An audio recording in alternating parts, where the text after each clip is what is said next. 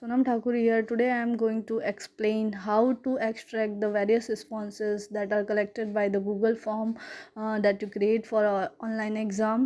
Let's start. सबसे पहले आपको Google Chrome वेब ब्राउज़र में जाना है और यहाँ पे आपको सर्च करना है drive.google.com. ओके, तो सर्च करने के बाद जैसे ही Google ड्राइव स्पेस ओपन होता है आपके Gmail ID का, आपको ब्राउज़र के ट्रिपल डॉट्स पे क्लिक करके इसे डेस्कटॉप साइट वर्जन पे क्लिक करना है। तो आपका ये एज अ लैपटॉप और पीसी में जैसे आपका वेबसाइट दिखाई देता है उस तरह से यहाँ पे आपको अपीयर हो जाएगा। अब इसके बाद आपको क्या करना है, आपका जो गूगल फॉर्म आपने क्रिएट किया है उसे आपको ओपन करना है। तो जैसे कि मैं आपको यहाँ पे बता रही हूँ कि हमने केमिस्ट्री 12th स्टैंडर्ड के केमिस्ट्री का मॉक टेस्ट लिया था। मैं आपको उसका कैसे उस मॉक टेस्ट के जो वेरियस रिस्पॉन्सेज कलेक्ट किए गए हैं कैसे उसे एक्सट्रैक्ट करते हैं एक्सेल शीट में, मैं आपको दिखा रही हूँ यहाँ पे। तो मैं यहाँ पे सर्च आप यहाँ पे ढूंढती हूँ कहाँ है वो file. This is the mock test of chemistry.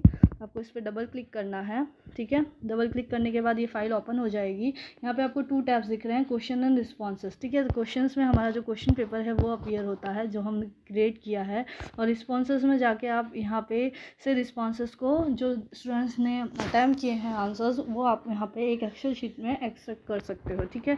तो सबसे पहले आप देखोगे कि यहाँ पे एक्सेल शीट का सिंबल दिखाई दे रहा है ग्रीन कलर का। इस सिंबल पे आपको क्लिक करना है, ठीक है। यहाँ मेरे मल्टीपल अकाउंट्स हैं जीमेल आईडीज़ के, आपका 1 होगा तो पूछा नहीं जाएगा यहाँ पे। तो आपको जिस जीमेल आईडी से एक्सट्रैक्ट करना है उसे सिलेक्ट करने के बाद आपको यहाँ पे आपका जो एक्सेल शीट है वो यहाँ पे अपीयर होने लगेगा, ठीक है। ये जो एक्सेल शीट आपको दिखाई दे रही है ये गूगल एक्सेल शीट है, ठीक है। आपको यहाँ पे गूगल एक्सेल शीट में ही आपके इस फाइल को ओपन करना है। तो उसके लिए सबसे पहले गूगल एक्सेल शीट को आपको इंस्टॉल भी करना होता है। मेरे में ऑलरेडी इंस्टॉल्ड है इसलिए ये डायरेक्टली इसी में ओपन हुआ है। तो आपको कैसे करना है वो मैं बता देती हूँ। तो आपको आपके प्ले स्टोर में जाना है। यहाँ पे प्ले स्टोर में जाके आपको सर्च करना है यहाँ पे गूगल एक्सेल शीट, ठीक है। जैसे ही आप गूगल एक्सेल शीट यहाँ पे सर्च करेंगे आपको इस तरह का कुछ फॉर्म दिखाई देगा। इस फॉर्म यहाँ पे आपको मैंने इस पर्टिकुलर फाइल एप्लीकेशन को इंस्टॉल करके रखा है इसलिए इंस्टॉल और कंटिन्यू इस तरह से बटन दिखाई दे रहा है। आपको इंस्टॉल का बटन दिखाई देगा, आप उस पर क्लिक करो। 27 MB ऑलमोस्ट होता है, उसे आपको इंस्टॉल करना है। फिर आपने जो भी एक्सेल शीट डाउनलोड की है एक्सट्रैक्ट की है वो आपको गूगल फॉर्म में ओपन हुई दिखाई देगी। जिसके अंदर एक्सेल शीट गूगल फॉर्म का क्यों ओपन करना है, क्योंकि उसमें सारे जो कॉलम्स हैं जितने भी नंबर ऑफ़ क्वेश्चंस हैं एक साथ दिखाई देते हैं। अगर हमें उसमें कुछ भी एडिटिंग करनी है तो वी कैन डू दैट, ठीक है ना। तो इसलिए हमें ये गूगल शीट्स को इंस्टॉल करना बहुत ज़रूरी है, ठीक है। तो हमने यहाँ पे इसे इंस्टॉल कर लिया है, मेरे में ऑलरेडी इंस्टॉल्ड है, आपको इंस्टॉल करना है, ठीक है। फिर अगेन आपको मैं यहाँ पे बता रही हूँ गूगल का जो हमारा यहाँ पे गूगल शीट के अंदर जो हमारी केमिस्ट्री का मॉक टेस्ट हमने कंडक्ट किया था उसके जो वेरियस रिस्पॉन्सेज थे यहाँ पे आपको दिखाई दे रहा है। सबसे पहली कॉलम देखो, आपको टाइम स्टैम्प यहाँ पे दिखाई दे रहा है। ईच एंड एवरी स्टूडेंट ने कितने टाइम पर ये अपना गूगल फॉर्म सबमिट किया था वो आपको यहाँ पे दिखाई दे रहा है, ठीक है। सबसे पहले आप देख सकते हो यहाँ पे कि टाइम स्टैम्प और फिर स्कोर दिखाई दे रहा है, फिर name and class, question number 1 to जितने नंबर ऑफ़ क्वेश्चंस आपको यहाँ पे पूछे गए हैं वो सारे क्वेश्चंस आपको यहाँ पे दिखाई दे रहे हैं, ठीक है। तो अब आप देख सकते हो कि अगर आप यहाँ पे देखो तो वेरियस रिस्पॉन्सेस के जो आंसर है वो यहाँ पे आपको लिखे हुए दिखाई दे रहे हैं। क्वेश्चन नंबर 7 का इन्होंने प्राइमरी एल्केई हेलिडाई लिखा है। जो भी आंसर होगा वो उन्होंने रिस्पॉन्सेस में दिया होगा, वो चाहे राइट हो चाहे रॉन्ग हो वो यहाँ पे वहाँ पे स्कोर्ड हो जाता है, ठीक है। जैसे कि हमने 1 to 20 जो MCQs मॉक टेस्ट में 1 से लेके 1 to 10 MCQs पूछे गए थे। तो हमारा ये 15 मार्क्स का पेपर था। तो आपका जो जितने भी MCQs होंगे, सपोज़ 20 मार्क्स का आपने MCQ पूछा है तो 20 आउट ऑफ बच्चे ने जितना भी राइट आंसर स्कोर किया होगा वो ऑटोमेटिकली यहाँ पे स्कोर के अंदर जो सेकंड कॉलम है वो अपीयर होगा आउट ऑफ 20, ठीक है ना। हमारा क्वेश्चन पेपर हालांकि 30 मार्क्स का होगा तो 30 में से जो हमारा 20 मार्क्स का MCQ है उसका रिकॉर्ड जो राइट आंसर का होगा वो यहाँ पे ऑटोमेटिकली फैच होगा। जैसे कि बच्चे ने यहाँ पे तेजस्विनी नाम की स्टूडेंट है, उन्होंने जो 10 आउट ऑफ 3 क्वेश्चंस के आंसर MCQ में राइट अटेम्प्ट किए हैं, ठीक है। तो सॉरी। तो यहाँ पे 3 ऑटोमेटिकली मार्क्स यहाँ पे अपीयर हो रहा है आउट ऑफ 10, ठीक है।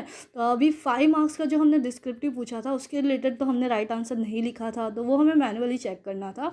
तो आप देख सकते हो कि यहाँ पे क्वेश्चन नंबर 10 यहाँ पे इसलिए हमने नंबरिंग डाली है क्वेश्चन में। क्वेश्चन नंबर 10 MCQ के यहाँ तक।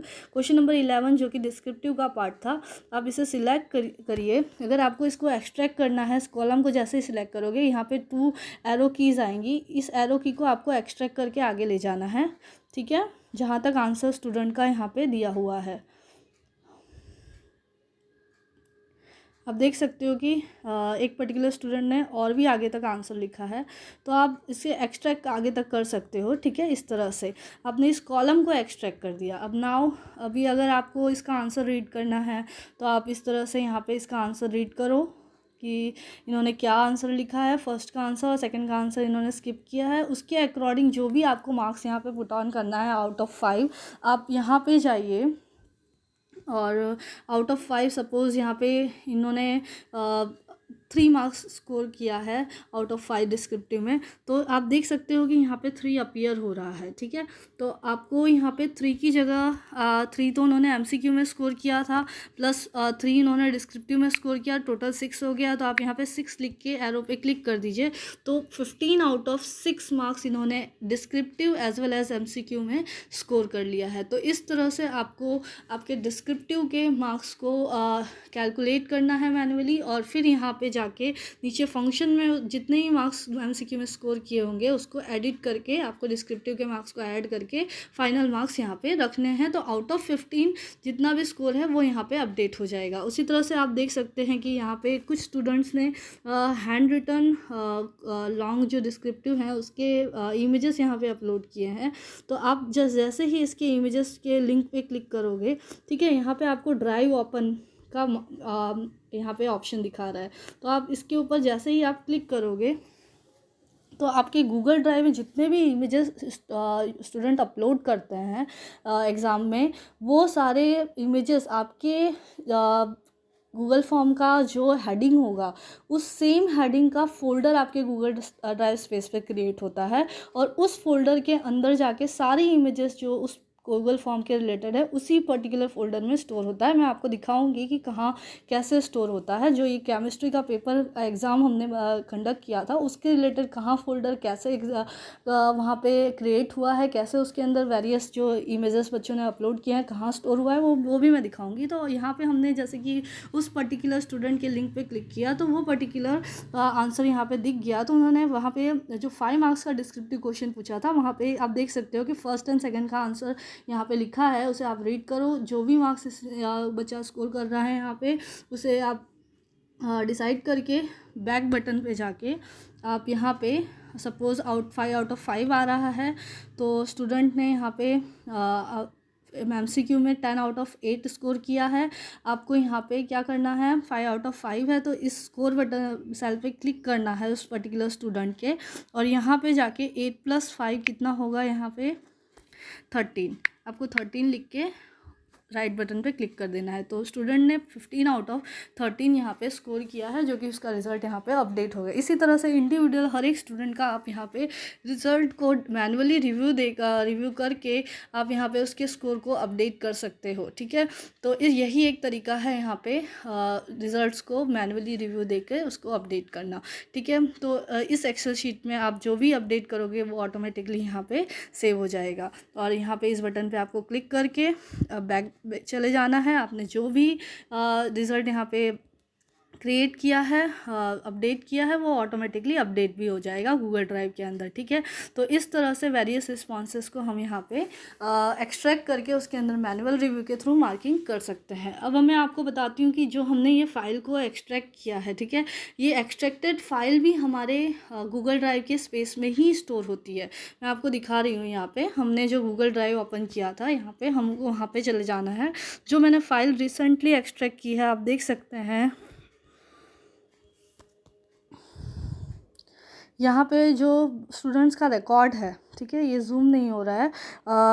मैं यहाँ पे आपको दिखाऊं कि मॉक टेस्ट क्लास सब्जेक्ट जो हमारा थर्ड ऑप्शन है, ठीक है, यहाँ पे इस पर आपको डबल क्लिक करना है, केमिस्ट्री का जो मॉक टेस्ट हुआ था, देखो सबमिट आंसर शीट हियर नाम का हमने एक ऑप्शन दिया था उनको, वहाँ पे बच्चों ने उसके रिलेटेड फोल्डर क्रिएट हुआ है। आप इसके ऊपर डबल क्लिक करोगे तो जितने भी स्टूडेंट ने जो भी आंसर यहाँ पे सबमिट किया है एज अ इमेज फाइल और PDF फाइल जो भी, वो यहाँ पे आपको दिखाई देगी वन बाय वन। आप यहाँ पे अगर आपको एक्सेल सीट से आपको रिव्यू नहीं लेना है इमेजेस के, तो आप यहाँ पे इंडिविजुअली उस पर्टिकुलर इमेज को आप ओपन करके जो स्टूडेंट के जो भी उन्होंने अटैम्प्ट किया है उसको आप मैन्युअली चेक करके इस तरह से आप उसका मार्क्स डिसाइड करो और वहाँ एक्सेल शीट में जाके आप उधर वहाँ पे अपडेट कर सकते हो। ठीक है, तो इस तरह से आप अपने गूगल फॉर्म में रिज़ल्ट्स को एक्सट्रैक्ट करके आप वहाँ पे एक्सेल शीट में रिज़ल्ट को अपडेट कर सकते हो। तो this is the way to extract the Excel sheet